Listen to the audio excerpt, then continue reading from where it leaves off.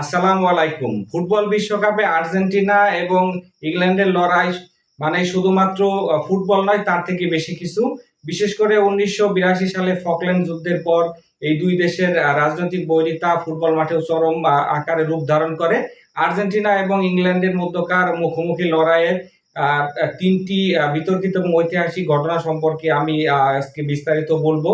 ঘটনা নাম্বার ১, ১৯৬২ সালের ইংল্যান্ডের ওয়েম্বলি স্টেডিয়ামে কিন্তু কোয়ার্টার ফাইনালে আর্জেন্টিনা মুখোমুখি হয়েছিল ইংল্যান্ডের, যেখানে ৫১ মিনিটের সময় কিন্তু রেফারি, তৎকালীন রেফারি, এখানে জার্মানির রেফারি আর্জেন্টিনার অধিনায়ক অ্যান্তোনিও রাতিনকে মাঠ ছেড়ে যাওয়ার নির্দেশ দেন।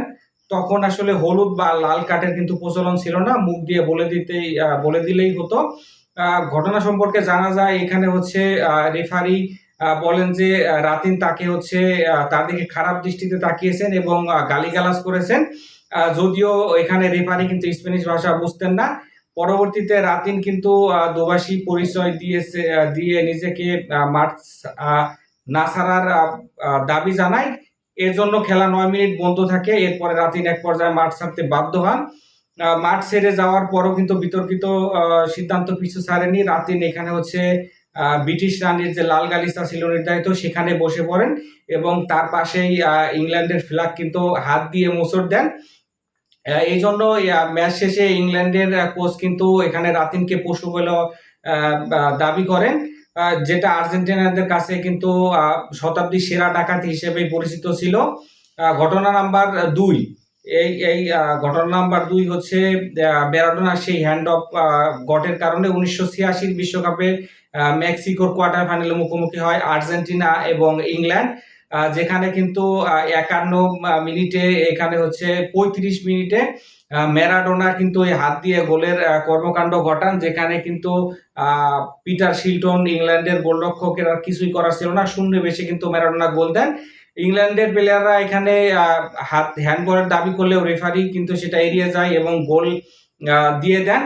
পরবর্তীতে সেটা আরো হচ্ছে বেশি গাঢ় হয়। ম্যারাডোনা কিন্তু ম্যাচ শেষে বলেন যে গোলটা তিনি দিয়েছিলেন সেটা খানিকটা ছিল তার হাত এবং খানিকটা ছিল ঈশ্বরের হাত। যদিও এর ৪ মিনিট পরে ম্যারাডোনা যে গোলটি করেছিলেন সেটা হচ্ছে শতাব্দীর সেরা গোল, দা গোল অফ সেঞ্চুরি, যেটা কিন্তু ম্যারাডোনা হচ্ছে মাঝমাঠ থেকে ৫ জন ডিফেন্ডারকে কাটিয়ে নিয়ে, ইংল্যান্ডের গোলরক্ষককে কাটিয়ে নিয়ে গোল করেন। এটা ইতিহাসের সেরা গোল হিসেবে কিন্তু কাউন্ট করা হয়। আর ঘটনার চক্র হচ্ছে ৩, যেটা কিন্তু ১৯৯৮ সালের বিশ্বকাপ।